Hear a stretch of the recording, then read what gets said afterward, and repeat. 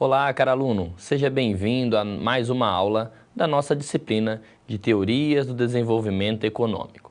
Na aula de hoje, vamos estar abordando a importância do investimento sustentável e desenvolvimento regional, tá? Então, eu sou o professor Magno Gomes e a partir de agora vamos aí ver principalmente aonde estão os recursos que o governo tem à sua disposição para fazer frente a esses investimentos, né, sustentável e também de desenvolvimento regional.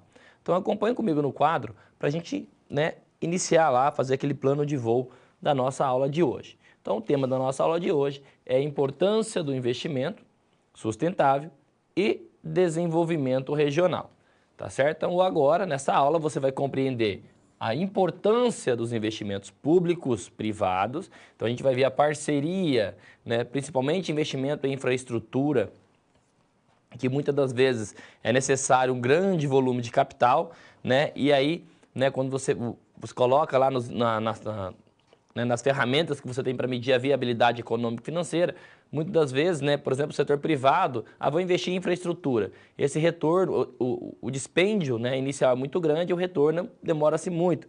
Então, às vezes, acaba sendo inviável, né, para um setor só fazer esses investimentos. Mas daí, quando você une o público e o privado, né, as coisas ficam melhores.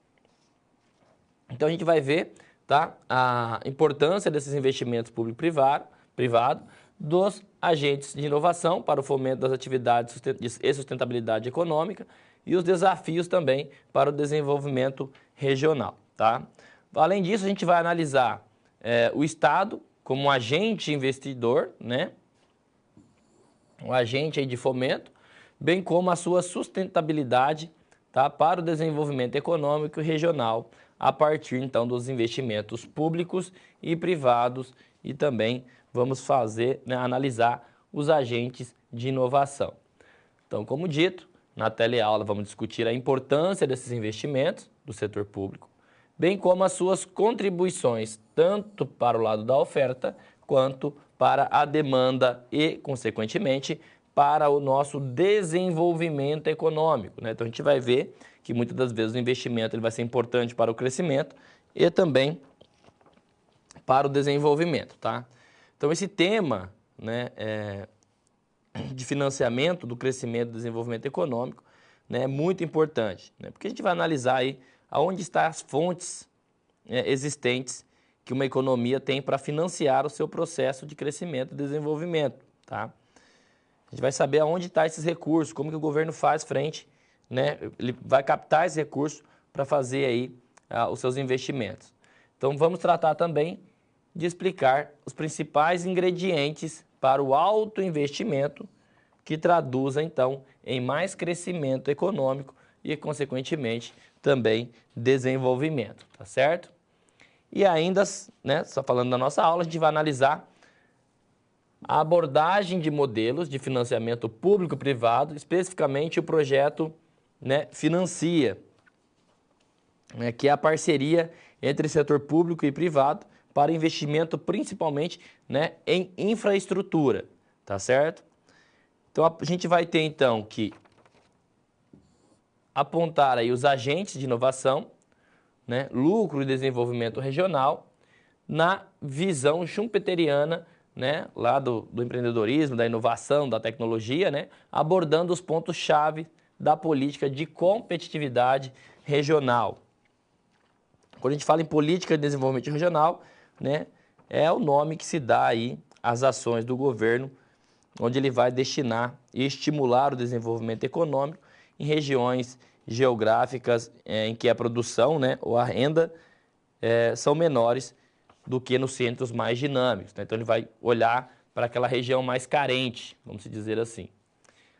Tá? E para finalizar a nossa contextualização da nossa aula, vamos finalizar, né, a proposta dessa teleaula, onde a gente vai apontar os principais aspectos da evolução da política de competitividade regionalizada, ponderada então a partir, né, de padrões internacionais. Então a gente vai ver, né, que o estilo de política também é observado em países mais desenvolvidos, tá certo? Então essa vai ser a nossa aula de hoje.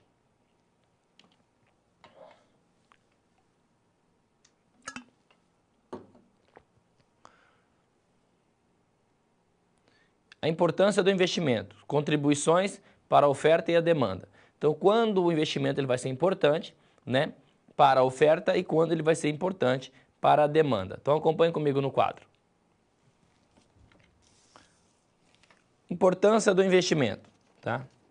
Primeiro, o investimento ele pode aumentar ou diminuir o estoque de capital da economia, né? São máquinas e equipamentos. O aumento do investimento, né, e por conseguinte o estoque de capital, ele vai contribuir para quê? Para que a economia obtenha uma capacidade produtiva maior no futuro, tá? Então, o investimento é um componente importante da atividade econômica, tá? E também essencial para o crescimento sustentado, ou seja, o crescimento de longo prazo, tá? Mesmo que as exportações continuem crescendo a um ritmo firme, a contribuição desse setor externo dificilmente será tão grande, ou seja, será sustentada no longo prazo, porque a gente lembra, por exemplo, que o nosso PIB, né, ou a nossa demanda agregada, nada mais é do que o consumo mais das famílias, mais investimento, mais os gastos do governo, né, mais exportações, menos importações. Tá? Então, para isso é importante ter investimento em formação bruta de capital, tá? Porque a volatilidade, né, das decisões de investimento no país colabora de forma negativa para as flutuações nas atividades econômicas, tá? Que vai ser interpretada muitas vezes como uma das causas de baixa taxa de crescimento do país, quando você tem aí muita volatilidade no que tange a investimento, tá? Então, o investimento total corresponde a aproximadamente 20% do PIB, de toda a produção do país, tá? Né? Nota-se, então, que o crescimento do nível de investimento em relação ao PIB do país, ele é fundamental, né, para que a economia ela cresça, tá? Quanto mais você tem um percentual maior do PIB em relação, né, para o investimento, melhor. Então, assim, aumentar o investimento, por exemplo, em 10%, proporciona até 2 pontos percentuais o crescimento, né? Então, você vai ver que ele, né, ele mais que contribui. Tem-se, então, que evitar a criação, né, de gargalos que possam impedir esse crescimento sustentável. Quando a gente fala em crescimento econômico, a gente não está analisando apenas ou preocupado apenas com aquele crescimento momentâneo ou daquele ano, né? Quando os formadores de política, né, os policy makers, eles não vão pensar apenas no crescimento econômico de um período para outro. Quando se fala em crescimento econômico, se projeta num período de tempo mais longo. Então, a preocupação é com a trajetória do crescimento, que eles tenham crescimento e esse crescimento seja sustentável ao longo do tempo, tá? Não aquele voo de galinha, né? Cresce um ano, de repente cai 2, tá certo? A saúde financeira e econômica de um país, né, ele é analisado e observado ao longo de uma trajetória, no longo prazo. Por isso, é importante, né, as políticas públicas estarem visando o quê? Esse crescimento sustentável. Acompanhe comigo no quadro. Bom, aqui é a nossa relação, né? Investimento em percentual do PIB, né, histórico, que vai de 2006 até 2016, né, e a trajetória do PIB histórico. Então, você tem aí esse comportamento, né? Você observa o quê? Uma correlação, né, muito forte, né? À medida que quando você tem um aumento nos investimentos, ó, mais que 21%, você tem aqui um crescimento econômico, ó, a trajetória do PIB, tá? Em taxa de crescimento, crescendo ali em 2007, 2008, 6%, né? Depois, quando reduz os investimentos, você vai ver o quê? Uma queda também, né, no crescimento da economia. Depois voltou aqui, né, a onda dos investimentos. Você tem aqui o crescimento econômico de 7% em 2010, por exemplo, né? E depois acabou, né, vindo aqui também, coincidindo, né, com o período, depois os períodos de crise e, consequentemente, olha a redução drástica dos investimentos, né, que saiu de 21% para 17% do PIB, e você tem aí, né, um crescimento negativo na produção do país, tá certo? Então, a gente consegue ver o quê? Essa relação muito forte entre investimento e crescimento econômico, tá? Então, os investimentos têm estado aí abaixo de 20% do PIB nos últimos anos, perfeito? Então, essa análise é fundamental, né, porque ela vai nos mostrar o quê? Quanto mais e maior o investimento, maior o crescimento econômico. tá certo? Esse próximo gráfico, né, é o investimento e poupança da economia brasileira, tá? Então é importante analisar, quando a gente vê em macroeconomia principalmente, né, que quanto maior a poupança, mais dinheiro você tem disponível para quê? Para fazer investimento, tá? E aí, né, você tem aquela igualdade quando você estuda macroeconomia, que poupança é igual a investimento. Então acompanha comigo no quadro. Aqui é um gráfico, né, que a gente vai observar de 2000 até 2015, tá? Onde a nossa legenda, né, aí em azul é o investimento. Quando a gente fala investimento aqui, não é investimento lá na Bolsa de Valores, em títulos do governo, tá? Esse investimento é a formação bruta de capital físico, que é relacionado ao quê? Máquinas e equipamentos, tá? Aqueles equipamentos, máquinas necessários para a produção de outros bens, beleza? São os bens intermediários aí. Acompanhe comigo no quadro. Já o em vermelho vai representar a poupança nacional bruta e o verde, o déficit, né? Que vai estar no eixo, né, a nossa direita aí, tá certo? Então, o que a gente pode observar, né, simplificando aqui, que a formação bruta de capital físico, ela mensura o aumento de bens e capitais da empresa, né? Esses bens vai ser, como mencionei, aqueles que têm a função de produzir outros bens. E o final, né, a formação bruta de capital físico, ela vai ter a ver com a taxa de investimento, tá? E essa taxa de investimento é considerada, então, considera-se a economia de um país, que vai ser o total investido na produção, tá? E a economia, a poupança nacional de um país é a soma, então, de toda a poupança privada, tá? Aqui nessa poupança está embutida tanto o meu dinheiro lá na minha poupança, né, aplicado no rendimento, mas também a poupança do governo, tá certo? São a soma dos dois, tanto do público quanto do privado. E você vê aí o comportamento, a taxa de poupança nacional, né, também com a relação com o crescimento e o déficit no eixo, né, em verde aí, tá certo? E você vai ver períodos de crescimento econômico que vão coincidir com o quê? Com a elevada taxa de investimento novamente, né? Então, se você pegar lá, analisar com o gráfico anterior, a gente vai ver aquela mesma relação. Quanto maior o investimento, né, público e privado numa economia, quanto maior o percentual de investimento, maior é o crescimento de uma economia, tá? Por isso é muito importante, né, a gente relacionar também depois com o quê? Com a taxa de juros, porque a taxa de juros na economia que vai determinar, né, o montante de investimento das empresas, principalmente da parte privada. Se o juros está muito alto, eu não vou fazer investimento, não vou comprar máquinas e equipamentos para produzir. Por quê? Se eu projeto lá e faço, vou ampliar aqui minha produção e vou ter um retorno mais ou menos de 15% no ano, né, aplicando aqui na produção de mais peças, por exemplo. Sendo quando ele olha para a taxa de juros, a gente está me pagando 15% no ano, se eu aplicar ali, por exemplo, na parte no mercado financeiro. Né? Então, ou seja, aquela parte produtiva da economia, ela não gira, porque o cara vai acabar aplicando ali na parte financeira, desviando o seu recurso, por exemplo, comprando títulos do governo, né? Porque o governo precisa financiar também as suas dívidas e tudo mais. Então, por isso é importante a gente também sempre lembrar do quê? Da taxa de juros, porque ela é o preço, né, que vai ser dado ali. Quando a taxa de juros está muito baixa, aí compensa para as empresas fazerem investimentos. Aí você aumenta o investimento, contrata máquinas, que vai ter necessário mão de obra, você vai gerar mais emprego, que vai gerar mais renda, e através lá do multiplicador keynesiano, a economia volta a aquecer, beleza? Acompanhe comigo no quadro. Essa é uma das relações, né, dos paralelos que a gente acaba analisando também. Aqui também é um outro gráfico, onde vai trazer a poupança do setor privado e público, né? Você vai observar ali, então, né, que a poupança do setor privado, percentual do PIB, né, e a média do setor privado, então, em anos em que está abaixo da média e acima da média, né? E a poupança do setor público, né, sempre abaixo do setor privado, tá certo? Nosso próximo gráfico é a necessidade de financiamento, né, quando o governo ele precisa, né, captar recursos, tá? Então, em vermelho é a necessidade de financiamento da administração pública, tá? Em azul é a poupança externa, tá? Que vem de fora, quando um investidor aplica aqui no Brasil, tá certo? Vem fazer seus investimentos aqui no território nacional. E aí o verde é o excedente da poupança do setor privado, tá certo?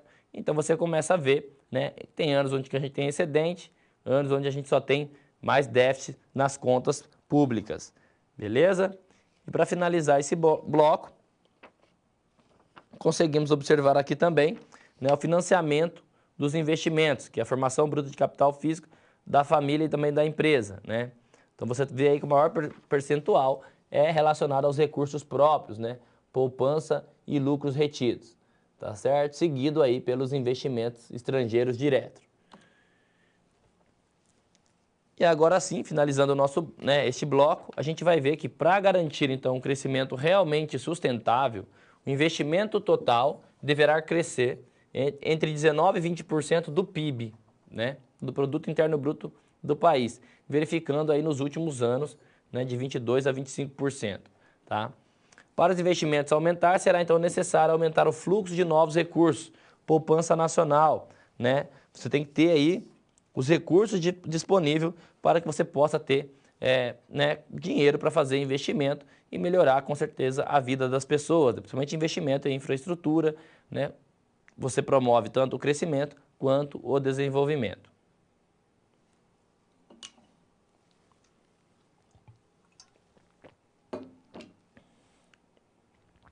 Ingredientes para o alto investimento. Então, será que existe alguma receita, alguns ingredientes para que um país tenha aí altos investimentos? Então, acompanhe comigo no quadro. Então, qual é esse ingrediente, né, que se traz ali, que se pode dizer que há, né, se há ingredientes dos altos investimentos, tá? Os dois lados do investimento. Primeiro, o investimento ele faz a economia se mover, tá? Ou seja, ele estimula a demanda, aspectos cíclicos, lá da teoria keynesiana, né, que vocês já viram e tal, do multiplicador keynesiano e tudo mais. Perfeito. O investimento também, ele cria o quê? A capacidade de produção.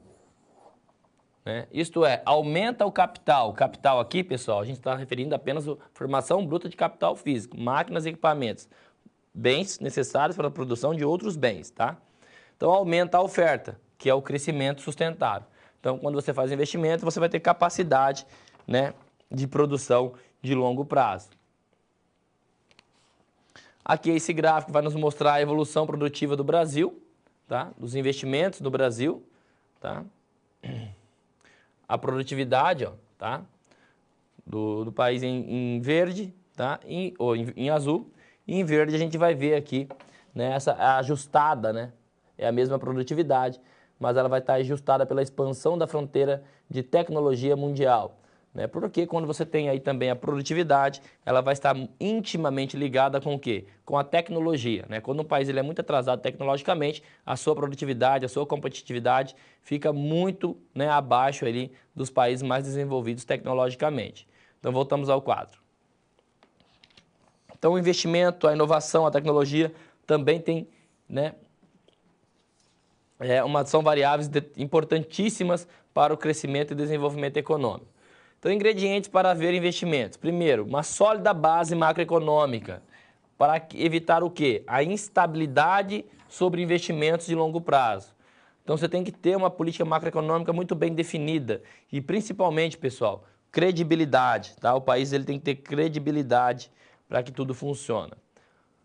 Um processo de tranquilidade na área de regulação, pois, né, inadequação de regras impacta negativamente no nível de preços e, consequentemente, de investimento. Então, o setor público ele tem que ter essa regulação muito bem definida, muito clara, né?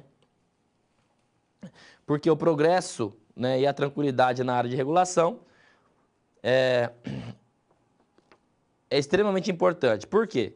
A inadequação, né, e ruído nessa área de regulação também tem impacto negativo sobre os preços ou sobre os investimentos, né? Porque você não tem credibilidade, você não gera segurança às empresas, ao setor privado principalmente, até mesmo capital estrangeiro, né, em aplicar, em fazer investimentos no país, né, ou ampliar, porque você fica nessa, você não tem segurança nas leis, né, que vai te assegurar ali dos seus investimentos, você acaba não fazendo, então você retém e reduz os investimentos e, consequentemente, contrai o crescimento e, né, retarda o desenvolvimento de uma nação.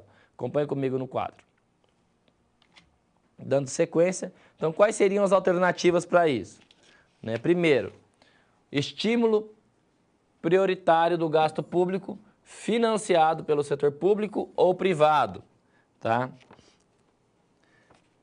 A consequência é o quê? O aumento da inflação, quando o governo gasta muito, né? e o desequilíbrio da balança de pagamentos, prejudicando o movimento dos capitais e o acesso do investidor à poupança. Tá? Você tem um risco aí de engessamento da economia que acaba muitas das vezes gerando ineficiência. Tá? Porque um forte aumento aí dos gastos do governo em uma economia aberta, ela tende o quê? Aumentar a vulnerabilidade da conta corrente do governo. Tá? Com uma situação fiscal muito frágil, isso gera, de novo, né, não gera confiança, né, não gera credibilidade aos investidores, então acaba retraindo a quantidade e o volume de investimento do país. Ele tem que dar prioridade ao quê? Ao futuro, tá?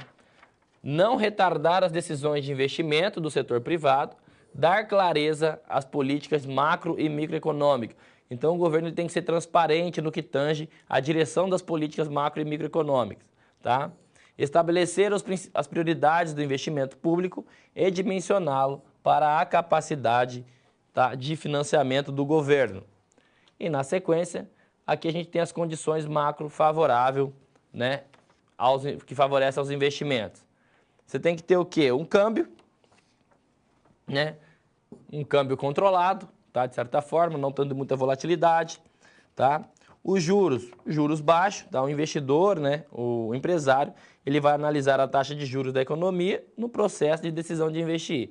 Quando o juros está muito baixo, ele vai captar recursos, né? Quando o juros está muito alto, ele vai dar uma segurada. Inflação, né? Esse eleva o grau, quanto maior a inflação, por isso que a economia, ele vai se preocupar muito com a inflação, porque quando a inflação está muito alta, você não tem previsibilidade no futuro, então você acaba reduzindo os investimentos também, tá?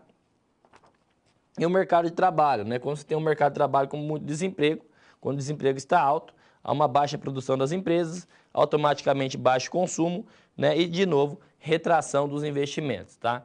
Então, a preocupação é com essas variáveis, câmbio, taxa de juros, inflação e emprego, perfeito? Voltamos ao quadro. Então, é isso que vai ser analisado na hora de fazer os investimentos, né? No que tange também, né, a macroeconomia. Tá? Marco regulatório. Então, as questões regulatórias podem, então, acelerar ou retardar as decisões de investimentos brasileiro, né, e também estrangeiro, pois tende a afetar o setor não regulados também. Em todos os países, o marco regulatório e as agências são essenciais para evitar aí o comportamento oportunista das empresas e inconsistências governamentais, tá? Então, você tem que ter esse papel aí de gerência muito forte.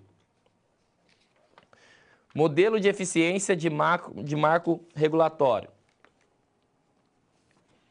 O modelo de eficiência é o modelo em que o marco regulatório ele é bem desenhado, ele tem que ser dinâmico, né? Porém, ele tem que ser estável, pois o modelo bem desenhado deve separar a formulação política da regulação econômica, tá? Então, o que fazer, né? O que falta fazer? Criar mecanismos legais e institucionais para a formulação e a implementação de políticas de governo pela administração direta, além de definir como serenidade o papel das agências, tá? Eliminando, então, esse vácuo institucional e orientado dos agentes, tá? Além, por fim, aqui, de aliar a regulação à concorrência, né? Você tem que ter uma regulação e, mesmo assim, né, tentar sempre promover a concorrência econômica, né? Porque quando você tem uma competitividade maior, você gera uma produtividade, né, onde toda a sociedade acaba se beneficiando da concorrência.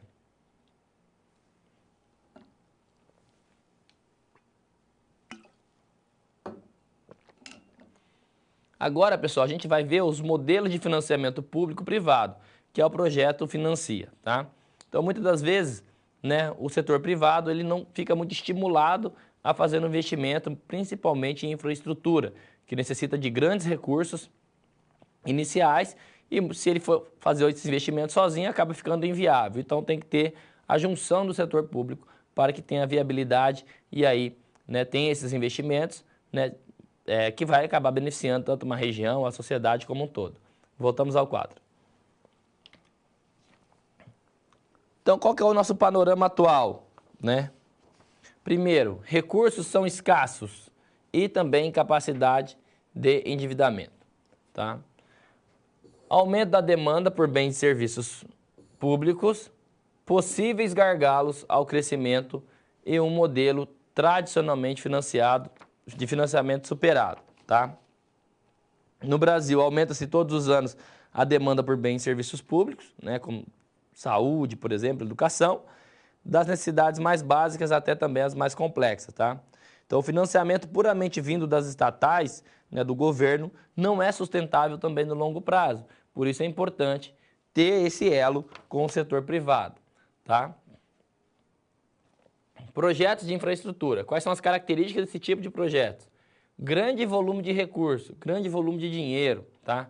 O risco para esse tipo de projetos são elevados, tá? Durante a fase da construção. Por exemplo, vou construir uma usina hidrelétrica, né?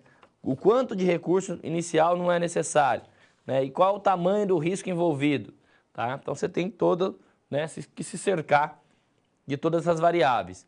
O perfil de riscos são menores na fase operacional, tá? Quando está tudo construído, tudo pronto, o risco acaba diminuindo, tá? Que é a maturação do investimento. Os fluxos financeiros são mais alongados e estáveis durante a vida do projeto, tá?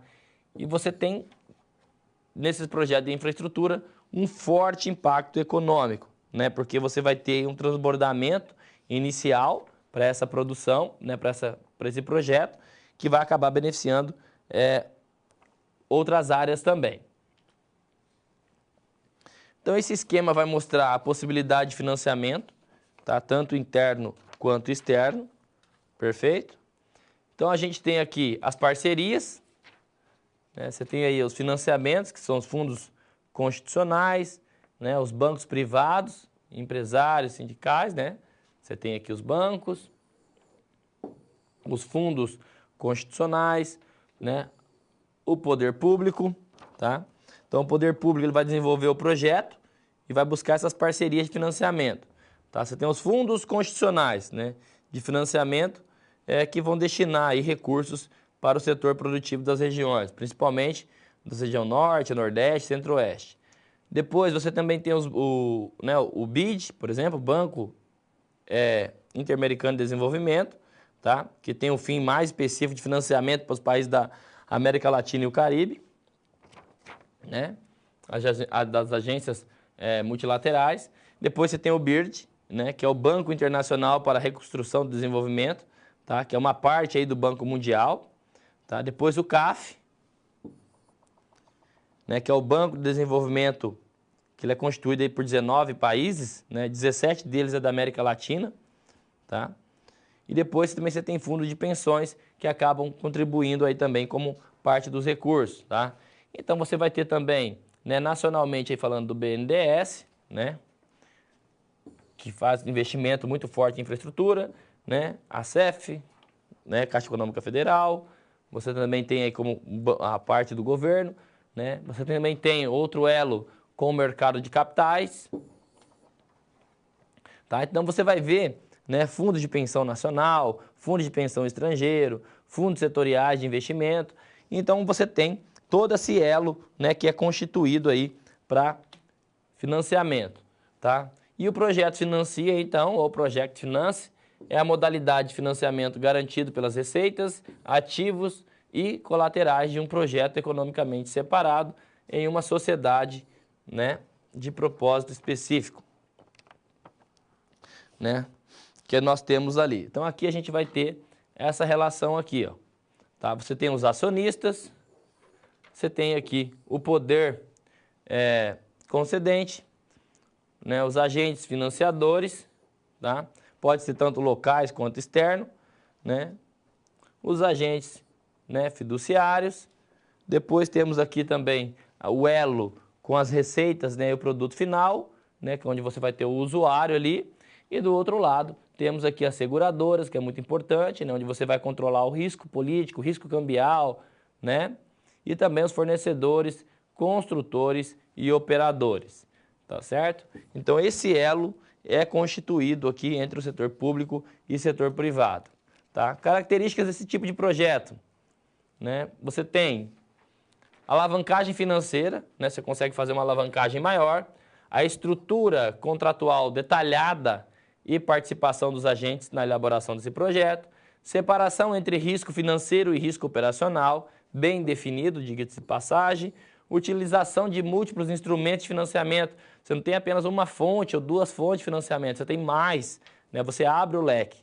E a necessidade também de segurança jurídica, que entra aqui. Tá? Vantagens e oportunidades. Reduzido impacto orçamentário, tá? Equidade social, com pagamento pelo usuário, garantido, então, sustentabilidade financeira. Flexibilidade no emprego dos instrumentos contratuais financeiros, tá? De segregação e risco. Por exemplo, né, muitas vezes acontece oportunidade em rodovias, saneamento, setor elétrico, né, é feito, os investimentos, é feito utilizando esta modalidade. Tá certo? Então você tem aí esses recursos, né, para fazer, né, esse projeto, né, financia, porque apenas um lado, ou apenas o setor público acaba ficando inviável, ou apenas o setor privado também acaba ficando inviável.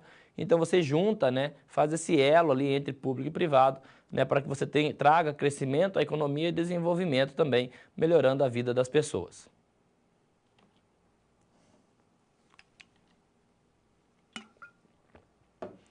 Pessoal, agora vamos resolver aqui, responder uma pergunta em relação aos ingredientes para haver investimento.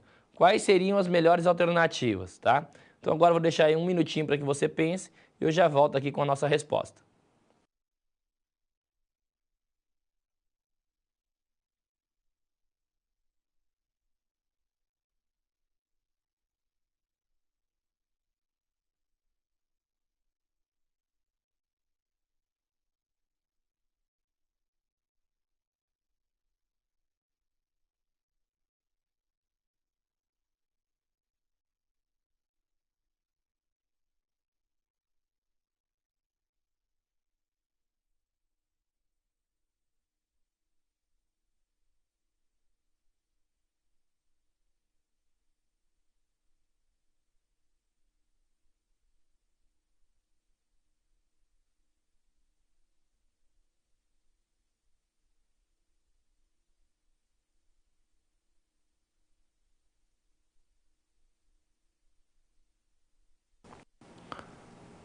Voltando aqui então vamos comigo ao quadro responder essa pergunta. Em relação aos ingredientes para haver investimento, quais seriam as melhores alternativas? Né? Então pensando nessa pergunta, né, na resposta, então o estímulo prioritário ao gasto público financiado pelo setor público e também privado, sólida base macroeconômica, né, que traga credibilidade aos agentes, porque a instabilidade de variáveis macroeconômicas, como inflação, taxa de juros, taxa de câmbio, vai impactar de forma negativa sobre a taxa de investimento e, consequentemente, de crescimento, tá? Dos países. Perfeito? E também não retardar as decisões de investimento do setor privado, tá? E dar clareza às políticas econômicas, além também de possuir um modelo eficiente, né, de marco regulatório, sendo dinâmico, né, sendo estável, pois o modelo bem desenhado deve separar a formulação política da regulação econômica. Não pode misturar as coisas, porque se você ficar fazendo isso, você não vai trazer credibilidade ao mercado. E, né, uma economia sem credibilidade, políticas macroeconômicas sem credibilidade, isso não contribui de forma positiva para aumentar os investimentos, tá certo?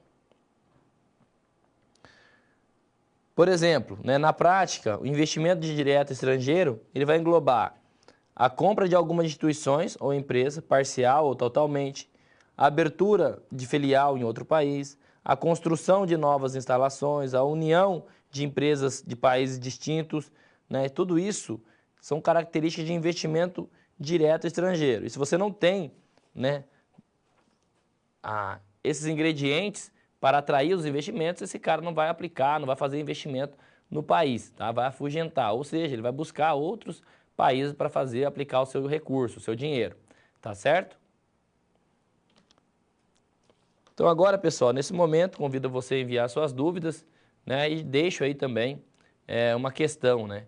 para que você possa pensar. Os investimentos estrangeiros ocorridos nos últimos, né, anos ali pode ajudar o investimento doméstico na área de infraestrutura ou geração de emprego e renda? Né? Pense um pouquinho aí e a gente já volta com a resposta.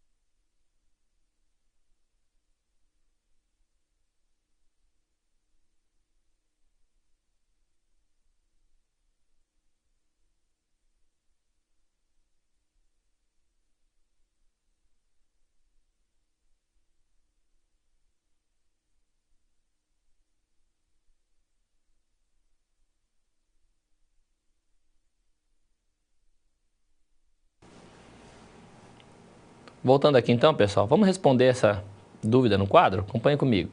Então, o investimento estrangeiro ocorrido nos últimos anos pode ajudar o investimento doméstico na área de infraestrutura e geração de renda e emprego, né? Então, sabemos que a globalização ela diminuiu, né, as fronteiras no mundo dos negócios, permitindo então que o capital se movimentasse, tá, com muito mais fluidez, né, ou liquidez de um lugar para outro. Esse é um ponto muito importante para a economia de um país, pois quando o investimento estrangeiro direto sobe, é um sinal de que os investidores estrangeiros estão confiantes, tá, no país e no ambiente de negócio. É importante a gente diferenciar, sempre lembrar o investimento estrangeiro direto importante para um país é aquele investimento em formação bruta de capital físico, tá? Ou investimento em infraestrutura, por exemplo. Né? Agora, investimento pura, né, e exclusivamente ali na parte financeira, por exemplo, né, em títulos do governo, em ações, aplicando na bolsa, isso acaba sendo um investimento, né, muito volátil, né, porque a qualquer momento o indivíduo pode ir lá fazer a realização das suas ações e retirar o seu capital do país, né, com muita facilidade e muita rapidez. Tá? Então, o investimento estrangeiro direto importante para o crescimento e desenvolvimento de um país, né, aquele aplicado lá na aquisição de uma empresa, né, ou a sociedade, ou investimento junto com o próprio governo ali na infraestrutura, esse sim é um investimento que vai trazer mais desenvolvimento para a nação. Acompanhe comigo no quadro. Então é muito importante a gente diferenciar, tá? Então o investimento traz benefícios para a sociedade, para o país, pelo menos em 3 dimensões. Primeiro, na economia local, em que está sendo investido mais diretamente. Depois, o desenvolvimento do ambiente empresarial do país também, tá? E, por conseguinte, o desenvolvimento econômico do país como um todo. Tem aquele efeito transbordamento, né? Então, quando você tem o investimento estrangeiro vindo para o seu país, né, isso acaba transbordando, né, para todas as áreas e, consequentemente, para o país como um todo. Beleza? Agora, nesse próximo bloco, a gente vai iniciar falando sobre os agentes de inovação, lucro e desenvolvimento regional. Tá? Então, a gente vai agora entrar um pouco mais no desenvolvimento regional do país. Acompanhe comigo no quadro. Então, agentes de inovação. Tá? Então, o investimento do capital na expansão da riqueza, né, dependia aí primeiro do reinvestimento do lucro das empresas, tá? Portanto, essas oportunidades devem ser o quê? Lucrativas para que o sistema possa continuar crescendo e se expandindo, tá? Então, o empresário, né, empreendedores dinâmicos e inovadores exploram novos mercados, incorporando então novas tecnologias para sobreviver e adaptar continuamente ao meio socioeconômico e principalmente em funções da inovação das tecnologias. Principalmente, né, nos dias de hoje, onde você tem um avanço tecnológico muito rápido, né? Então, se você começar a buscar lá no fio da história, né, da evolução do ser humano, né, e você começa a pontuar os marcos tecnológicos em que a gente tem, né, foi muito grande, principalmente quando depois veio ali, né, surgiu ali, por exemplo, os computadores. Então, hoje a tecnologia, né, ela tem ali um salto muito grande num curto espaço de tempo. E as empresas têm que estar sempre o quê? Se adaptando a essas novas tecnologias, essa evolução que é cada vez mais dinâmica, tá certo? Acompanhe comigo no quadro. E quanto mais rápido uma economia, as empresas vão se adaptar a esses avanços tecnológicos, mais competitiva ela vai ser no mercado, tá? Como se modificam os sistemas produtivos? Primeiro, abertura de um novo mercado, né? No sentido da indústria de ter tido o quê? Acesso àquele novo mercado que antes não era explorado, independentemente se já ter sido extinto anteriormente. Então, isso também acaba, né, como sendo aí uma modificação desse sistema produtivo. Depois, conquista de nova fonte de oferta de matéria-prima, tá? Ou de produtos semi-acabados.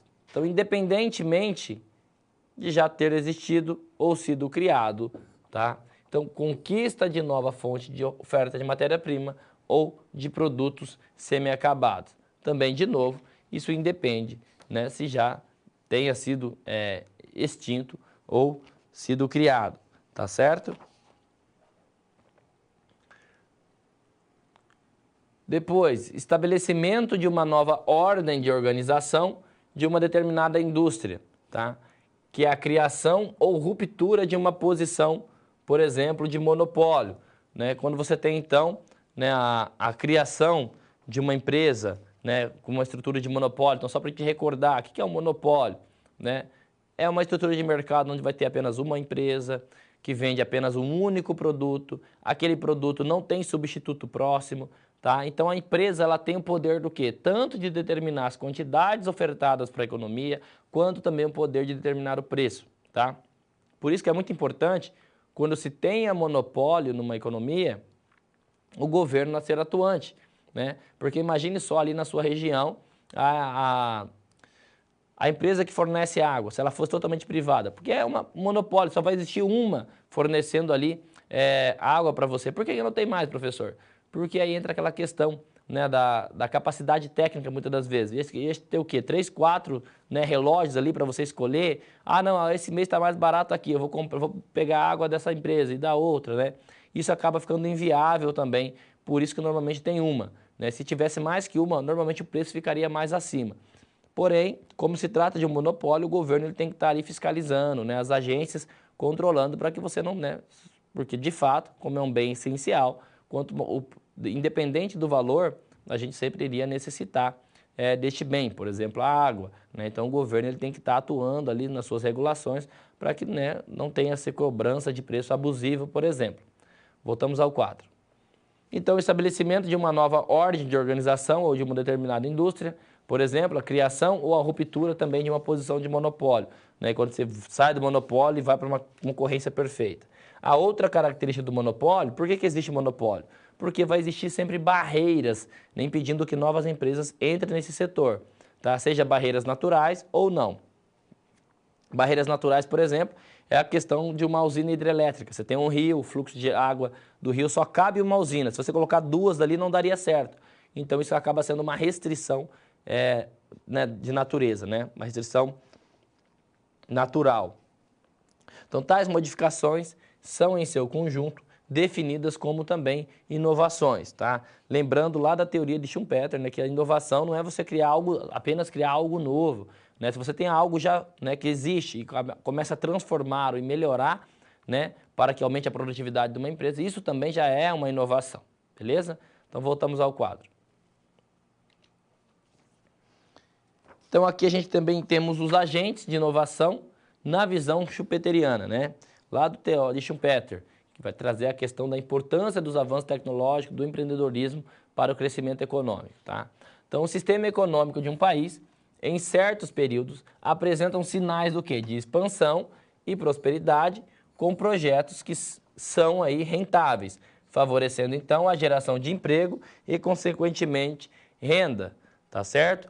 Porém, em outras ocasiões também, os negócios, né, se retraem e a economia em geral também pode se retrair como impacto, né, nos níveis de desemprego, aumentando o desemprego. Então, muitas das vezes você vai encontrar, né, na economia os ciclos econômicos, tá?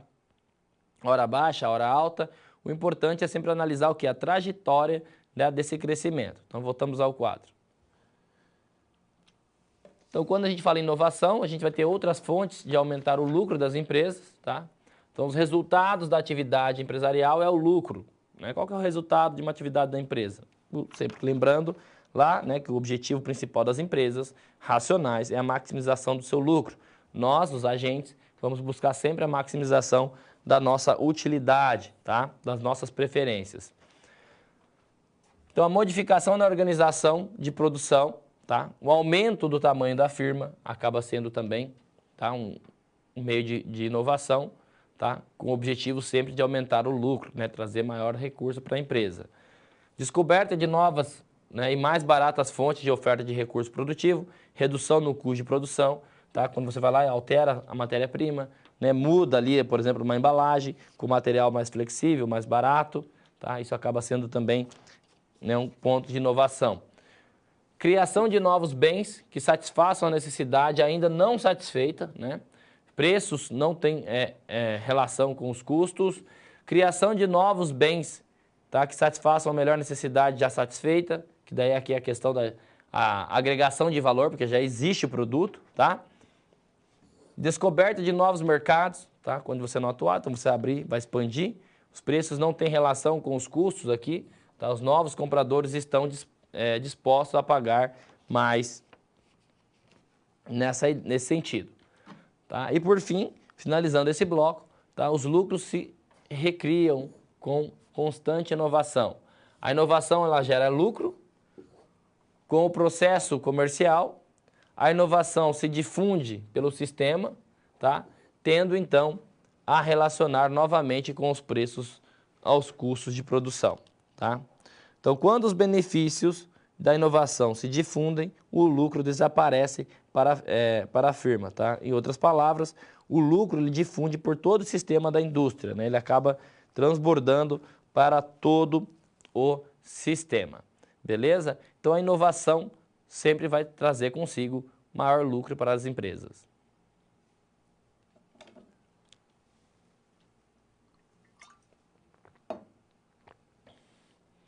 Pontos chaves de uma política de competitividade regionalizada, né? Então, quais são esses pontos principais dessa política para trazer mais competitividade para uma determinada região? Acompanhe comigo no quadro. Então, do que estamos, então, tratando? Primeiro, se a gente vai recapitular, a gente vai falar do quê? Do desenvolvimento, tá? Uma característica do desenvolvimento é a criação de emprego, geração de renda para a população, tá? Essa é a ideia do desenvolvimento. Depois, desenvolvimento econômico, através, né, de fortalecimento da agricultura, indústria, comércio e também serviços. E desenvolvimento econômico local e regional, através da criação de uma vantagem competitiva no nível do município e microrregião.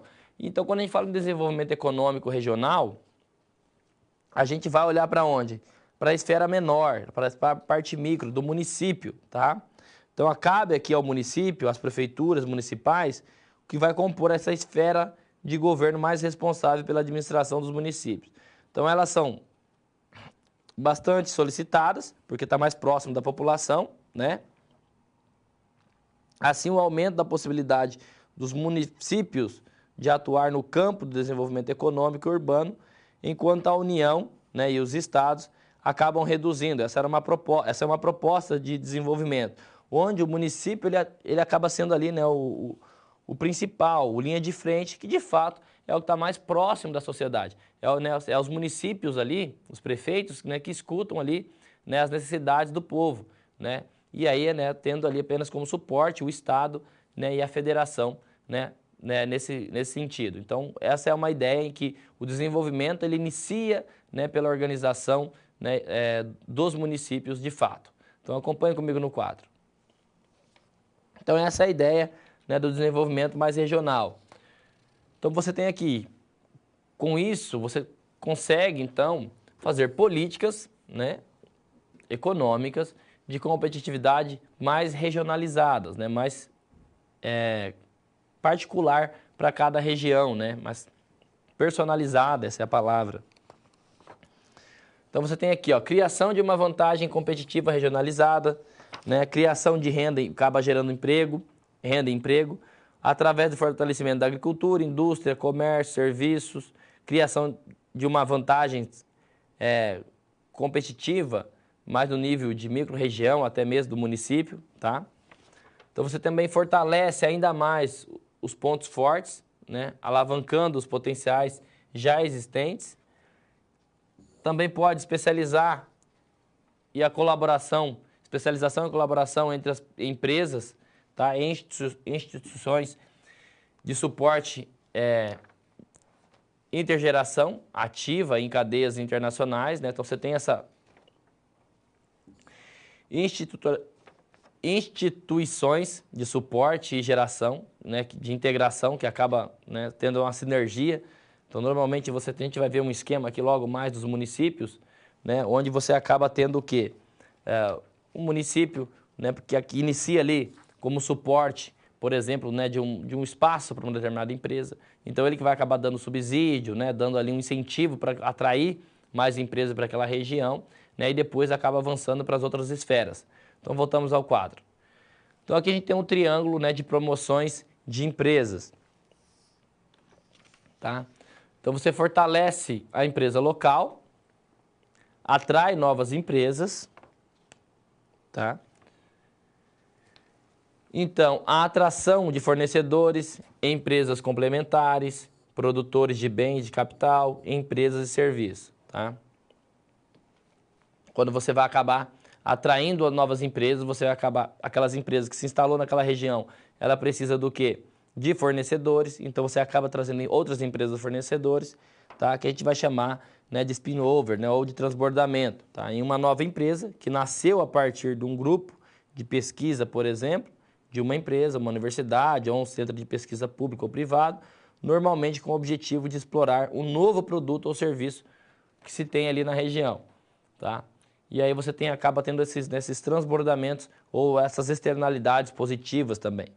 Porque você, além de atrair novas empresas, você tem novos fornecedores e também a promoção de novos empreendimentos, tá? Para sustentar aquilo ali. Tá? Aqui é a promoção de terceirização, transbordamento, que é o suporte na sucessão empresarial. Beleza? Então, temos aqui, por fim, novas oportunidades de indústria e comércio e serviço. Tá? Então, essa relação, né, quando se inicia-se ali, por exemplo, no município, atraindo uma determinada empresa, aquela empresa vai se instalar, ela vai precisar dos fornecedores ali, ou seja, das outras empresas, outros serviços que vão ser necessários, né, que ela vai demandar daquela região, e isso acaba gerando, através da externalidade positiva ou transbordamento, dependendo ali do termo, do livro que você está lendo, né, vai acabar fomentando e trazendo mais desenvolvimento para aquela determinada região. Voltamos ao quadro. Aqui é o triângulo dos fatores alvos da política regionalizada, tá?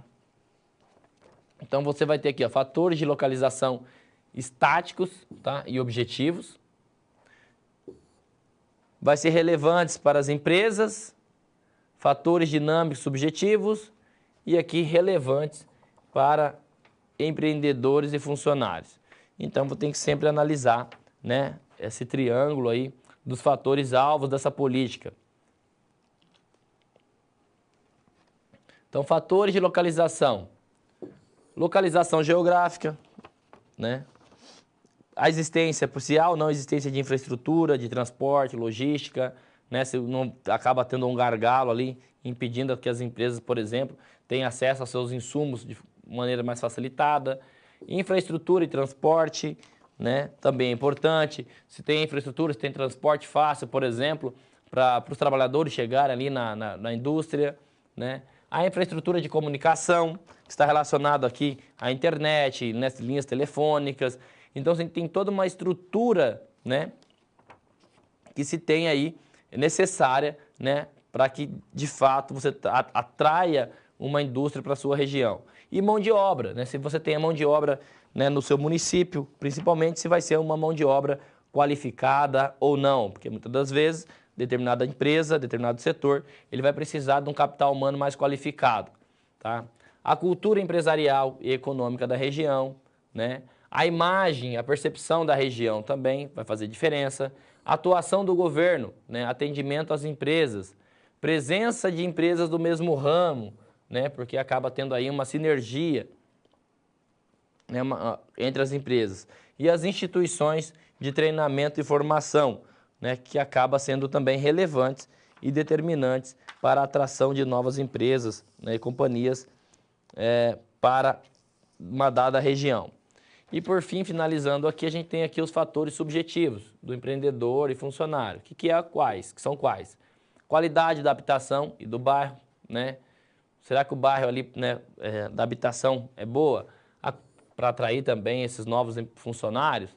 A qualidade ambiental, né? As escolas, porque as pessoas têm famílias, então vão sempre olhar também, lembrar para todo o arranjo familiar dos filhos. Será que a qualidade da escola, né, para os filhos desses, né, do empreendedor, inclusive, até mesmo do funcionário, é boa, né? A qualidade da infraestrutura social e da saúde, né? A oferta de lazer, né? Se a região tem ali, né, algum tipo de lazer, porque são fatores também, né, mais subjetivos, que vai depender de pessoa para pessoa também, que é levado em conta na hora, por exemplo, né, de uma empresa se inserir em uma determinada região, beleza?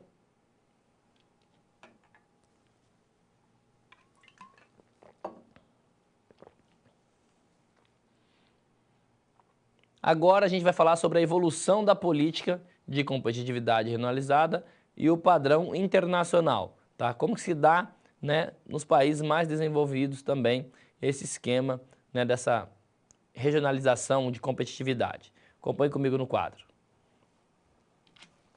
Então, como que acontece essa evolução?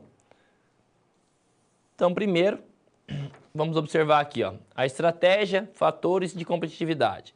Então, a avaliação da competitividade com base em indicadores de desempenho econômico tem limitado o conceito à dimensão da eficiência operacional. Perfeito? Sob essa ótica, a competitividade seria derivada da excelência empresarial no desempenho de atividades que podem ser econômica ou financeiramente, né, mensuradas. Você consegue, de fato, mensurar isso. Na sequência, né, entretanto, encontra-se razões suficientemente na literatura sobre a teoria institucional para considerar que a competitividade de uma organização não depende apenas de fatores econômicos, tá? Mas também de uma conduta socialmente valorizada, tá? Que garanta aí a sua legitimidade e sobrevivência no contexto ambiental. Tá? Então, não é apenas os fatores econômicos que vão ser levados em conta. São muito importantes, são extremamente importantes, mas também vai ter outros fatores relevantes ali, né? Como estratégias e fatores de competitividade. Tá? Não são apenas as variáveis que têm um peso muito grande, sim, mas também tem outras coisas que devem ser levadas em consideração. Acompanhe comigo no quadro. Então, do ponto de vista do ambiente institucional, a competitividade está ligada à capacidade da organização de entender e também gerir os recursos simbólicos mediante a adequação de normas e padrões de conduta socialmente valorizados. Tá? A atenção da organização a essas normas e valores socialmente construídos e também instituídos vão garantir a sua permanência e legitimidade no contexto ambiental, permitindo então que ela, né, a ela melhor acesso aos recursos e materiais econômicos, tá? Então, nessa análise do fenômeno da competitividade, além da necessidade de verificar tantos padrões concorrenciais como institucionais, considera-se também o conceito estrutural, né, e simbolicamente diferenciado por segmento empresarial, que poderá também apresentar conotação diversas, né, ao se levar em conta os diferentes níveis de contexto ambiental, como local, regional, se é nacional, se é internacional. Então, o ambiente, né, acaba levando em consideração também. A demanda dos fatores locacionais, que são o ciclo de vida. Tá? Quais são as fases do desenvolvimento? Primeiro, mão de obra altamente qualificada, né? Infraestrutura tecnológica. Se você tem proximidade ao mercado onde? Consumidor, né? Se está próximo, né? Fase do crescimento. Proximidade ao mercado, compras ou vendas. Se você está mais próximo, né, dos seus fornecedores e também dos seus pontos de comércio. A mão de obra especializada, mão de obra qualificada, terreno, espaço para a produção.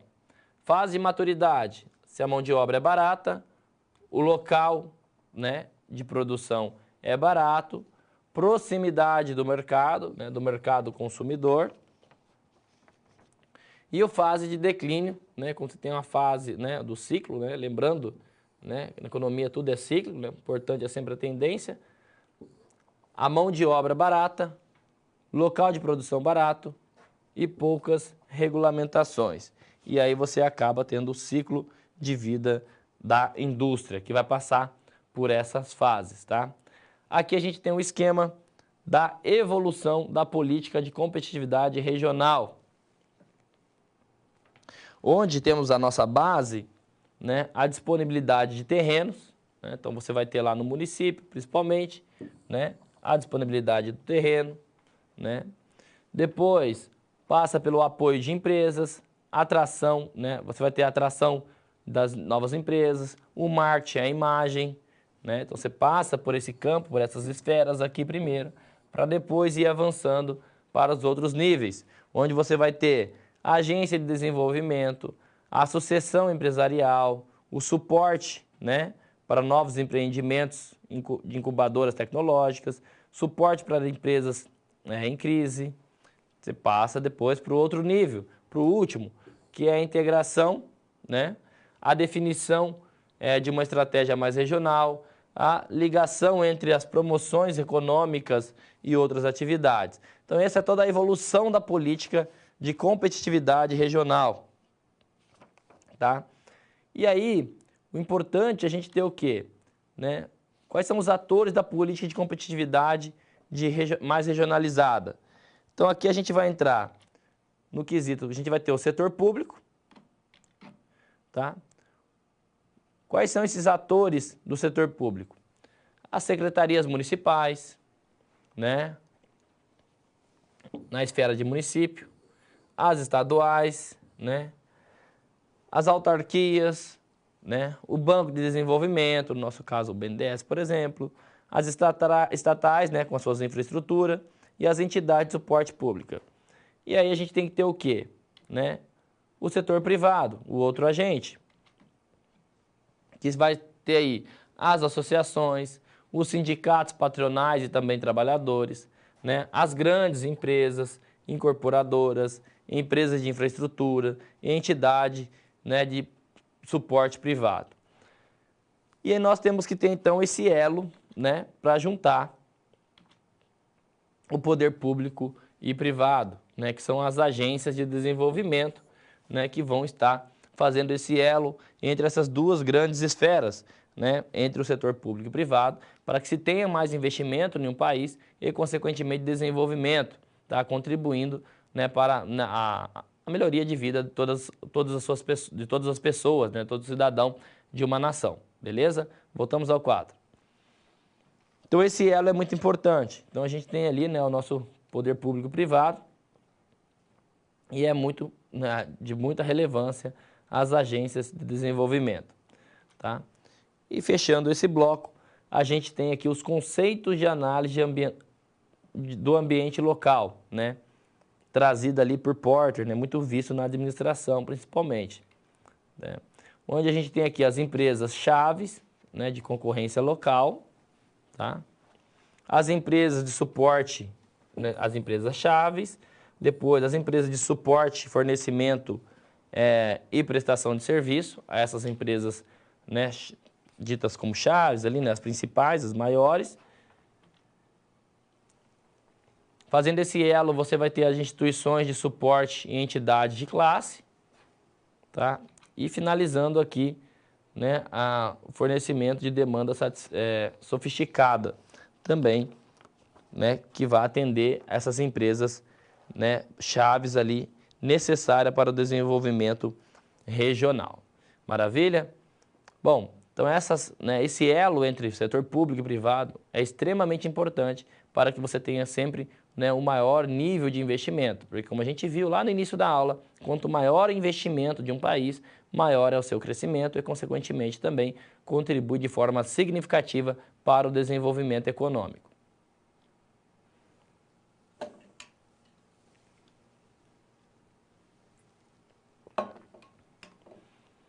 Agora, pessoal, temos aqui uma questão para a gente pensar. Explicitar os níveis de abrangência da competitividade sistêmica em níveis internacional, nacional, regional e local. Então pense um pouquinho aí, eu já volto com a nossa resposta.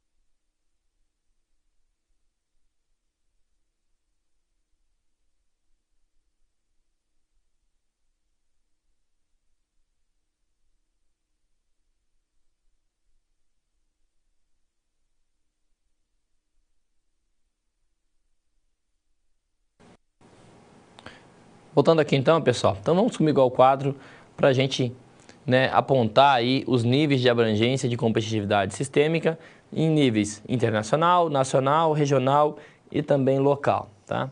Então nessa tabela a gente tem aí, né, os conceitos da análise ambiental e local por níveis, tá? Então temos aqui internacional, qual a meta, né? Concorrência entre os sistemas econômicos. Qual que é o nível macro no que tange ainda a parte internacional? O mercado financeiro internacional. O nível de meso-região, né? São protocolo aí né, segue o protocolo de Montreal. E o nível micro, né? As cadeias internacionais de produtos. No nível nacional, qual é a meta? O modelo nacional de desenvolvimento. Nível macro, né? A política macroeconômica.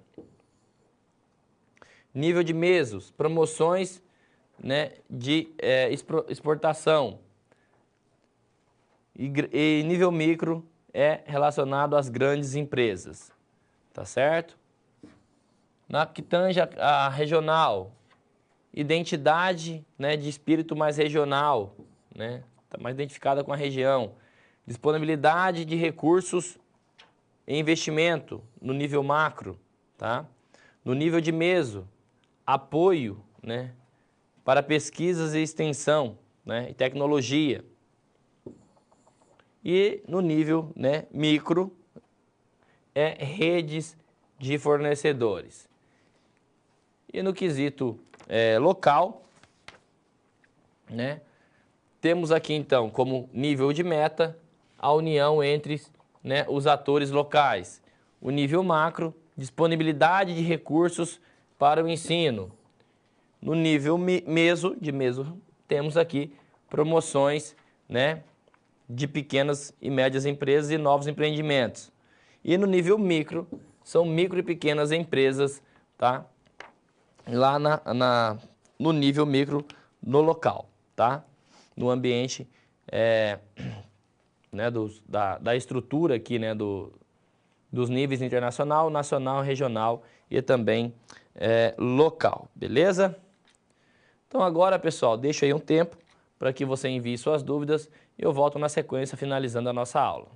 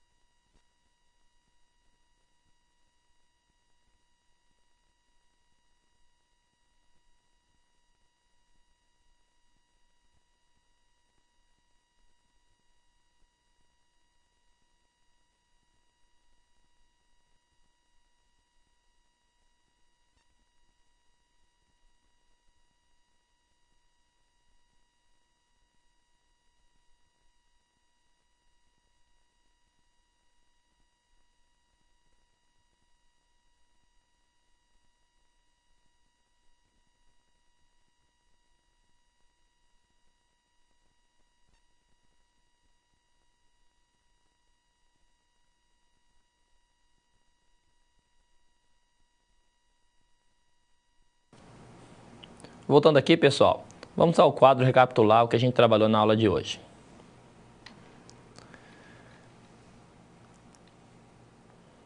Recapitulando ou revisando o conteúdo da nossa teleaula. Então, na teleaula a gente discutiu a importância dos investimentos do setor público, né? Que não tem como, muitas das vezes, principalmente em investimento em infraestrutura, que é necessário muito capital inicial, né? O setor privado não consegue sanar ou, né, essa demanda, né, de investimento, de bens que a sociedade, né, está aí demandando. Tá? Então, não consegue sozinho, né, fazer os investimentos, porque é necessário muito dinheiro mesmo, né, muito recurso.